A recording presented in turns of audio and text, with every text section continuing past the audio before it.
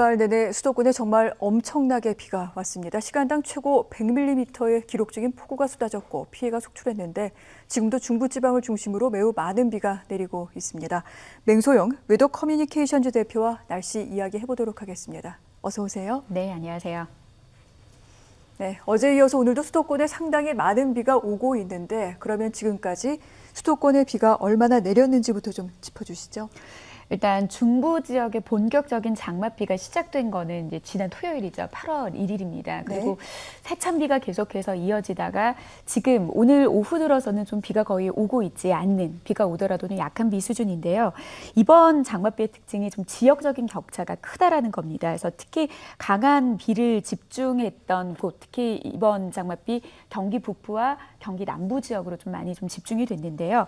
현재는 이 강한 비가 충북 북부 지역, 충청도의 북부 지역으로 집중이 돼 있습니다. 8월 1일 오후 6시부터 오늘 오후 4시까지 집계 누적 강수량을 살펴보면 안성이 376mm, 그리고 용인이 326mm, 여주 319.5mm, 이천 309mm. 그러니까 경기 남부 지역과 북부 지역을 중심으로 상당 부분 300mm 이상의 비가 기록이 됐습니다. 네, 그럼 이제 하나하나 좀 따져보도록 하겠습니다. 피해가 상당합니다. 경기도 안성에서는 시간당 100mm가 넘는 폭우가 내리면서 산사태까지 발생했고 수도권 지역의 피해가 상당한데 대표님, 시간당 100mm면은 비가 어느 정도로 온다고 볼 수 있을까요? 폭포수가 쏟아지는 정도라고 보시면 됩니다. 보통 그렇군요. 이제 기상청에서 네. 한 시간당 1에서 3mm 정도 비가 내릴 때가 이제 좀 비가 조금씩 내린다. 우리가 체감하기에는 우산이 좀 필요할까라고 느낄 정도고요. 그리고 시간당 한 5mm 비부터는 야외 활동을 하는데 좀 지장을 줍니다. 그래서 실제 한 5mm 정도의 시간당 비가 한 20분만 네. 우산 없이 맞더라도 좀 옷이 젖을 정도의 수준이고요. 그리고 시간당 10mm의 비가 창밖으로 이 빗줄기가 보일 정도, 그리고 바닥에 물이 고일 정도의 비가 한 시간당 10mm. 그리고 시간당 20mm 비부터는 좀 취약 지역에서는 네. 침수 피해라든지 비 피해가 좀 발생하기 시작하고 시간당 30mm를 폭우의 정이라고 봅니다. 그래서 시간당 30mm의 비도 네. 어마어마한 양이고요. 이번에 100mm가 왔으니 정말 그렇죠. 엄청나군요. 50mm의 비는 네. 양동이로 쏟아붓는 건데 100mm면은 거의 폭포수 수준입니다. 수도권 피해가 상당히 많이 났죠. 맞습니다. 지금 현재 서울 경기 지역으로는 호우경보가 지금 네. 내려져 있는 상황입니다. 경기도는 지금 대책본부를 구성해서 집중호우 피해를 최소화하기 위해서 총력을 다하고 있는데요. 특히 이 수도권의 기록적인 폭우로 경기도의 9년 만의 비상 4단계가 발령 중인 상태입니다. 네. 일단 오전 10시 기준이기는 하지만 현재 6명이 이 집중호우 폭우로 인해서 사망을 했고요. 실종자는 수도권과 충북 지역에 1명이 더 늘어서 9명으로 지금 집계가 되고 있습니다. 그리고 지금 오후 들어서 경기도 평택의 공장에 토사가 덮쳐서 3명이 숨지고 1명이 지금 크게 다쳤다라는 소식까지 더해지기 때문에 네. 이후로 중대본의 집계 결과에 좀 추가가 될 것 같고요. 지금 경기도 지역으로는 293가구, 이제 339명의 이재민이 발생을 했고 산사태와 토사 유출로 70여 건, 그리고 저수지 붕괴 2곳, 주택 침수 112개 동, 농작물 피해 1,043헥타르, 지금 피해 사건이 지금 접수되어 있는 상태입니다. 그렇군요. 자, 이번에 비 같은 경우에는 굉장히 좀 짧은 시간 동안에 집중적으로 쏟아지는 그런 경향이 있었습니다. 그야말로 폭우가 짧은 시간에 집중이 된 건데 이 같은 특징, 이전에는 좀 보지 못했던 것도 같아요. 어떻습니까? 맞습니다. 올해 지금 수도권도 그렇고 지난 주까지 이어졌던 이 남부지방의 비도 지금 특징 자체가 집중적으로 좀 지역적인 격차가 크다는 거, 네. 결국 집중호우의 특징이 좀 크다는 게 특징인데요. 결국 장마전선은 북쪽의 찬 공기와 남쪽의 덥고 습한 공기가 힘겨루기를 하면서 생겨나는 정체전선입니다. 근데 과거에는 좀 폭넓은 형태로 우리나라 전체에 걸쳐서 좀 고르게 비를 뿌렸다라고 하면 이제는 이 장마전선에 집중해서 좀 동서로 넓고 좁은 지역에 집중한다라는 특징이 네. 있는데요. 특히 27일까지 남부지방에 집중했던 비가 지금 중부지방의 비와 확연하게 다른 이유는 남부지방의 비는 좀 서쪽에서 접근하는 저기압과 함께 발달을 했기 때문에 좀 비교적 집중호우의 피해는 있기는 했지만 폭넓은 지역으로 좀 비가 분산돼서 좀 뿌려진 반면에 네. 지금 중부지방의 비는 지금 8월에 치고는 이례적으로 찬 공기가 지금 강하게 버티고 있거든요. 그리고 실제 장마전선이 남하할 때 좀 더 강한 세력을 좀 유지합니다. 왜냐하면 찬 공기가 밀어붙일 때 좀 더 세게 발달을 하거든요. 그래서 이례적으로 8월에 좀 우리나라를 강하게 버티고 있는 네. 이 찬 공기로 인해서 장마가 쉽게 끝나지 않고 집중호우의 그 강도가 계속해서 좀 이어지고 있는 형태. 이게 좀 올해의 장맛비, 중부지방의 장맛비의 특징이라고 볼 수 있고요. 그리고 지금 습도가 많이 높아진 상태에서 취약 시간대인 야행성 장마, 좀 밤에 강한 비가 집중이 되고 있다는 것도 이번에 좀 피해를 더 야기시키는 원인이라고 볼 수 있겠습니다. 네, 이번 집중호우로 수확을 앞둔 경기 남부의 농경지도 큰 피해를 입었는데요. 1년 농사가 헛수고가 된 농민들은 누구보다 힘든 시간을 보내고 있습니다. 김대영 기자입니다. 침수 피해를 입은 안성시 일중면의 비닐하우스 단지입니다. 비는 그쳤지만 물에 잠겼던 얼갈이 배추와 쑥갓 등을 모두 갈아엎어야 할 상황입니다. 상품 가치가 떨어져 출하를 할 수 없기 때문입니다. 자식처럼 정성껏 키운 채소들이 한순간 헛수고가 되면서 농부는 농사를 그만두고 싶은 심정입니다. 이럴 때 한번 보는 건데 농사꾼이 마지막에 와서 이 모양이 됐으니 우리는 지금 포기하고 싶어 이제. 일손마저 부족해 어디부터 손을 써야 할지 한숨만 깊어갑니다. 쓰레기 같은 거 많이 들어와가지고 이런 걸 어디다 집화장 같은 데 있으면 좀 갖다 옮겨 일단 쌓아놨으면 좋겠는데 뭐 태풍 놀러 온다는데 걱정이에요 지금. 산사태가 난 인근의 한 마을입니다. 마을이 쑥대밭이 되면서 논과 밭에도 누런 토사와 잔해들로 뒤덮였습니다. 이 마을은 피해를 입은 지 일주일이 지났지만 주택과 도로 위주의 응급복구를 진행하느라 농경지에 대한 복구는 엄두조차 내지 못하고 있습니다. 수확에 대한 기대감이 사라진 농부는 내년 농사마저 장담할 수 없게 됐습니다. 추수를 다 절단 났으니까 이제 이게 막막한 거지. 어떻게 하면은 내년 농사를 짓고 지내느냐, 이게 숙제예요. 집중호우로 피해를 입은 경기도 내 농경지는 비닐하우스 8,200여 동과 농작물 3,300여 헥타르. 피해 농가들은 길고 긴 장마가 하루빨리 끝나기만을 고대하고 있습니다. OBS 뉴스 김대영입니다. 긴 장마와 집중호우로 인한 농가 피해는 상추와 시금치 등 농작물 가격 급등으로 이어지고 있는데요. 장마가 끝난 뒤 폭염 등을 감안하면 가격 상승은 추석까지도 이어질 전망이어서 장바구니 물가에 비상이 걸렸습니다. 김용재 기자입니다. 집중호우로 하천이 범람하면서 농지가 물에 잠겼습니다. 비닐하우스도 흙탕물에 잠겨 지붕만 남았습니다. 역대급 장맛비와 태풍으로 농가가 피해를 입으면서 농산물 가격은 한마디로 금값이 됐습니다. 지난 7일 기준 상추 4kg 도매 가격은 56,000원, 2주 전보다 무려 3만 원이나 올랐습니다. 시금치 가격도 28,000원 급등하는 등 가파른 오름세를 보였습니다. 이에 장바구니 물가에도 당장 비상이 걸렸습니다. 대형마트들은 비축 물량을 풀어 공급에 나섰지만 문제는 물폭탄 피해로 추가 보유엔 한계가 있다는 점입니다. 장마 이후에는 본격적인 폭염이 예보되면서 출하량 감소폭은 더 확대될 전망입니다. 주부들은 2달도 남지 않은 추석 물가가 벌써부터 걱정거리입니다. 안 그래도 비싼데 추석에 놀으면 어떻게 사냐고. 일주일 전에 와서 제가 산 거는 1,400원인가 1,500원 주고 산 것 같거든요. 근데 오늘 2,000원이 넘었잖아요. 정부는 농산물 수급 불안 대응을 위해 비축 물량 등을 풀어 안정 조치에 나서기로 했습니다. 또 비상 태스크포스를 구성해 수급 상황을 모니터링하며 필요시 대책을 검토할 계획입니다. OBS 뉴스 김용재입니다. 오늘 수도권에 많은 장맛비가 내리면서 비 피해가 우려되고 있습니다. 연평도를 비롯한 인천의 섬 지역도 기상 악화로 어선 조업과 여객선 운항이 중단됐는데요. 섬 지역에 큰 피해는 없는지 대청도에서 류석자 통신원이 전해드립니다. 네, 류석자 대청도 통신원입니다. 대청도 역시 많은 비가 내렸는데요. 대청도에는 강수량을 측정하는 기상장비가 설치되어 있지 않아 자세한 강수량은 확인할 수 없었습니다. 하지만 이웃섬 백령도에 있는 두 개의 기상장비에서 측정한 강수량이 각각 275mm, 155.5mm인 것으로 알려져 대청도 역시 적지 않은 비가 왔음을 예측할 수 있었습니다. 대청도는 어제 밤부터 비가 내리기 시작하여 오늘 오전 10시에는 강풍주의보와 호우경보까지 발효됐습니다. 중부 서해안 전 해상에 풍랑주의보 발효로 인천과 백령을 오가는 여객선이 통제되어 여행객들과 주민들의 발을 묶었습니다. 또한 폭우로 산에서 흘러내리는 빗물이 범람하여 도로 곳곳이 침수되기도 했습니다. 소형 차량이 다니기엔 위험한 도로 구간도 있었습니다.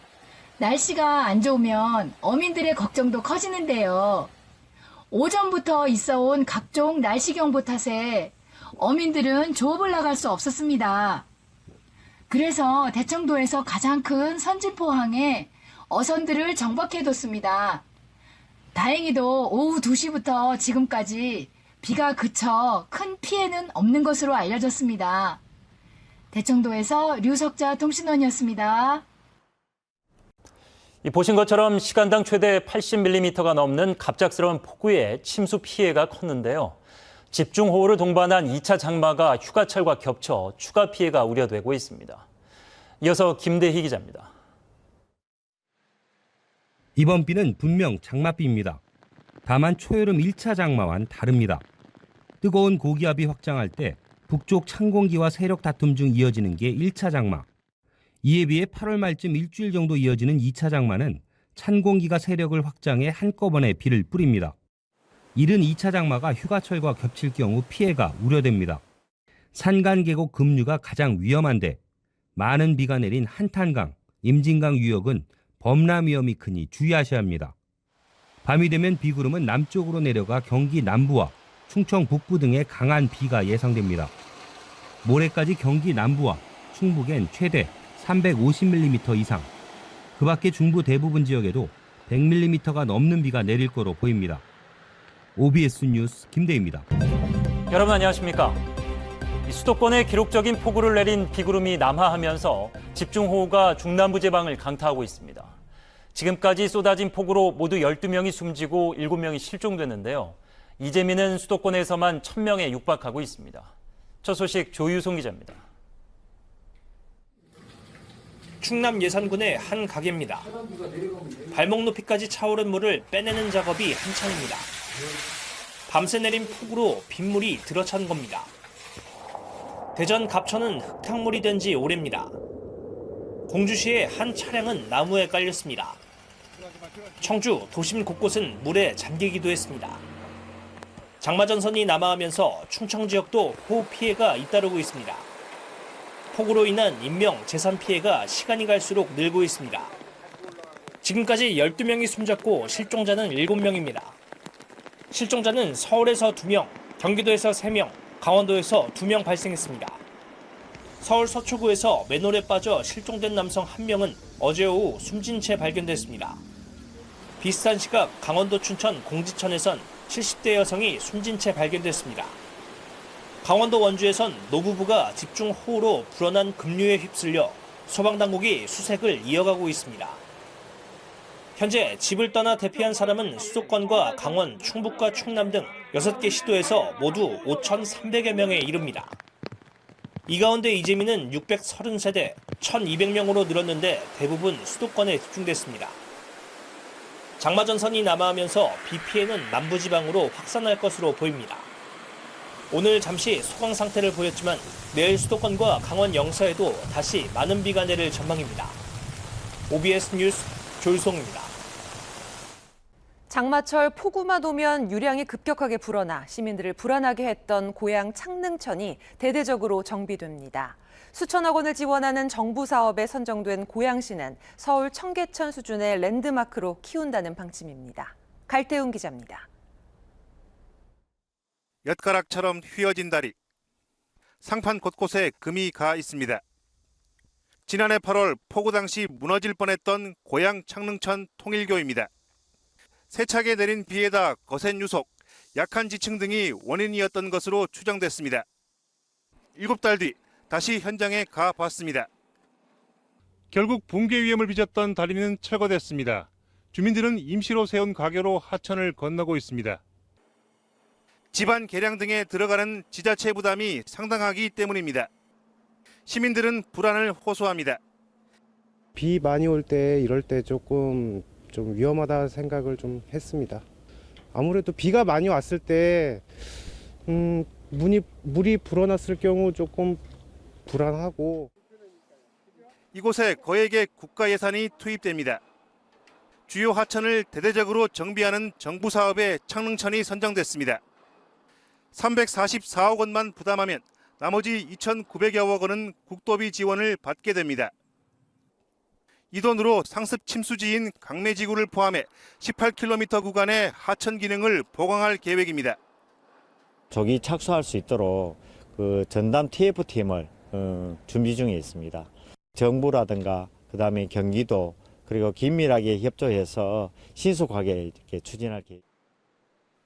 고양시는 내친 김에 창릉천을 서울 청계천 수준으로 가꾼다는 구상입니다.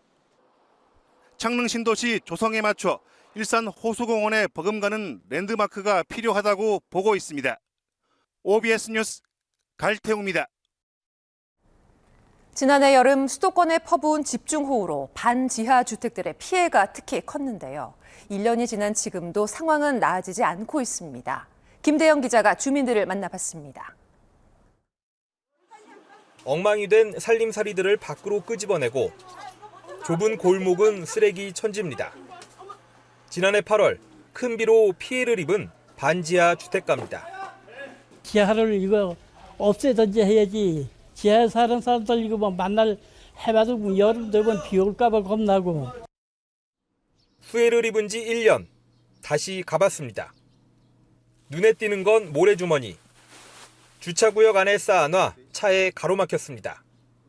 모래주머니로 대비는 하고 있지만 양이 일단 부족해 보이고요. 차 때문에 위급 상황 시 제대로 쓸 수 있을지 의문입니다. 집안은 전투 준비 태세입니다. 호스들이 길게 늘어섰고 침수 때를 대비해 양수기에 미리 연결해놨습니다. 폭우 오는 날에는 좀 더 힘들죠. 이거 하나 가지고 그냥 겨우겨우 버티는 거죠. 제발 비 좀 덜 와라 하면서. 안 되겠다 싶었는지 주민들은 주방과 창문을 물막이판으로 덧댔습니다. 사비들이 불안하니까 이게 넘친다니까. 이게 이제 아이들 방, 주방 이렇게 돼 있지. 그래서 창문이 보다시피 이렇게 얕아요. 근데 겨울용 보온 비닐로 막아놓은 세대도 있습니다. 몸이 불편한 노부부에게 비 소식은 두려운 존재입니다. 요양보호사가 가고 난 한밤중에 물이 들이닥치면 그야말로 속수무책입니다. 미리 나가야지. 올해는 이제 알았으니까. 비가 많이 온다 하면 미리 나가야지. 뭐 어떻게. 볼 수밖에 없어. 공무원이 약속한 2주 대책은 수개월째 감감무소식. 곧 시작될 장마와 집중호우에 잠 못 이루는 반지하 주민들. 올해는 제발 비가 적게 내리기만을 애타게 바랄 뿐입니다. OBS 뉴스 김대영입니다.